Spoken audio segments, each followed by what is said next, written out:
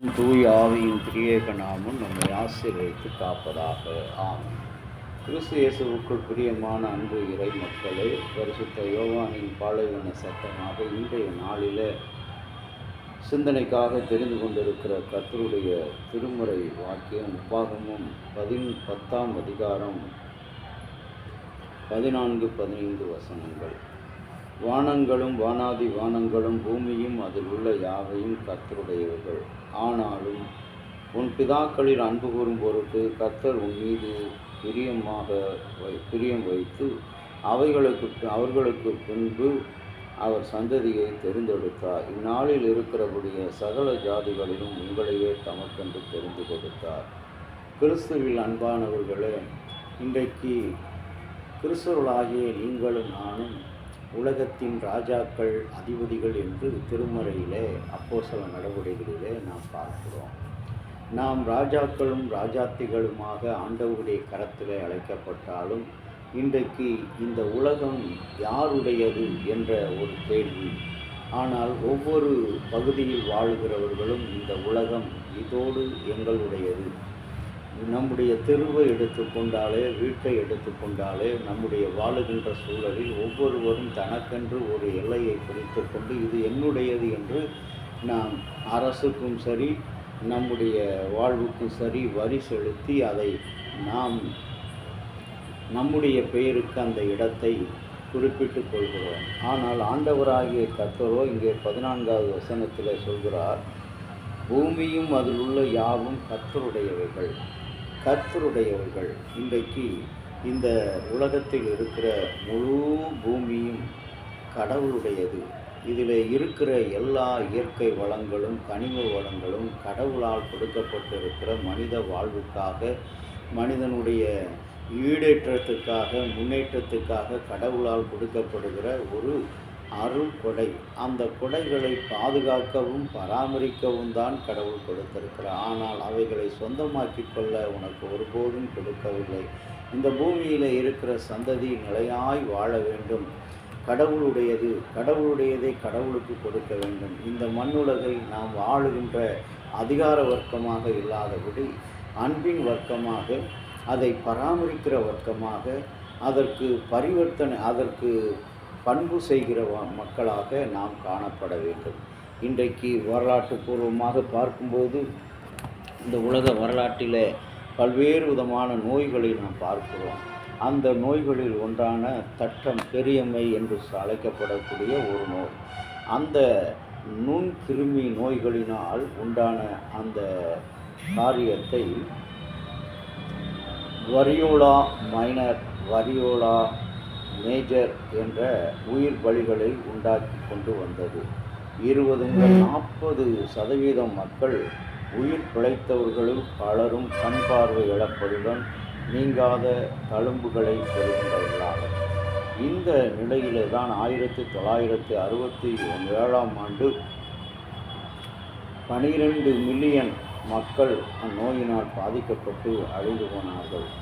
1976ஆம் ஆண்டு Edward Jenner என்பவர் இந்த நோய்க்கு தடுப்பு மருந்தை கண்டுபிடித்தார். அதன் பின்பு இந்த நோயின் தாக்குதல் எங்கும் இல்லாமல் இருந்தது.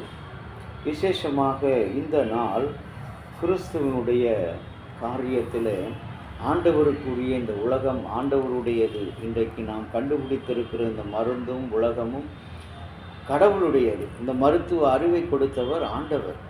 ஆனால் மனிதன் என்ன செய்கிறான்? தனக்குள்ளாக திறமைகளும் தனக்குள்ளாக அறிவும் ஆற்றலும் ஆராய்ச்சியும் பெற்றிருக்கிறோம் என்று பெருமையாக இந்த பூமியை அதிகாரம் செலுத்த ஆரம்பித்த பிற்பாடுதான் பூமியிலிருந்து பல்வேறு விதமான அழிவுகளையும் பூகம்பங்களையும் பல இயற்கை சேதங்களையும் நாம் கண்ணார பார்த்து அனுபவித்து கொண்டு இருக்கிறோம்.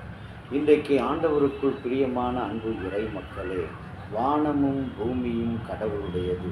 இந்த 2 வகையான நோய்கள், இந்த வரியோலா மைனர் அதிக நுண்கிருமிகளால் உண்டாகிறது. அவற்றுள் வரியோலா மேஜர் என்பவர் உயிர் பலியை உண்டாக்கக்கூடிய இந்த உலகம் ஏன் அப்படி ஆனது என்று சொன்னால், மனிதனுடைய அதிகாரத்தினாலே. எப்பொழுது நிலத்தின் மீது பூமியின் மீது அதிகாரம் செலுத்த மனிதன் துவங்கினானோ அன்றிலிருந்து பல வியாதிகளும் பல்வேறு விதமான இடையூறுகளும் இன்னல்களும் இயற்கை கோளாறுகளும் இந்த மனித இனத்தை அழிக்கின்றவளாக இருந்தது. சற்று ஆண்டுகளுக்கு முன்பாக 2020, 21, 22 ஆகிய ஆண்டுகளில் இந்த உலகத்தையே உலுக்கிய கொரோனா என்ற அந்த தொற்று நோய், சிக்கன் குனியா, இன்னும் பல டைபாய்டு, நிமோனியா என்று சொல்லக்கூடிய பல வியாதிகள், இந்த வியாதிகளையெல்லாம் பூமியிலே கடவுள் வைக்கவில்லை. நம்முடைய அதிகாரத்தினாலே, நம்முடைய அறிவு புலமை என்ற பெருமை தட்டுகிற அந்த நிலையினால்தான் இந்த வானமும் பூமியும் கெட்டு போயின. ஆனால் ஆண்டவராகிய இயேசுவோ சொல்கிறார், வானமும் பூமியும் ஒழிந்து போகும், என்னுடைய வார்த்தைகள் உங்களில் ஒருபோதும் ஒழிந்து போகாது. நான் உங்களுக்கு இந்த உலகை ஆளுகை செய்யத்தான் பராமரிப்பு செய்யத்தான் கொடுத்தேன், ஆளுகை செய்ய அல்ல.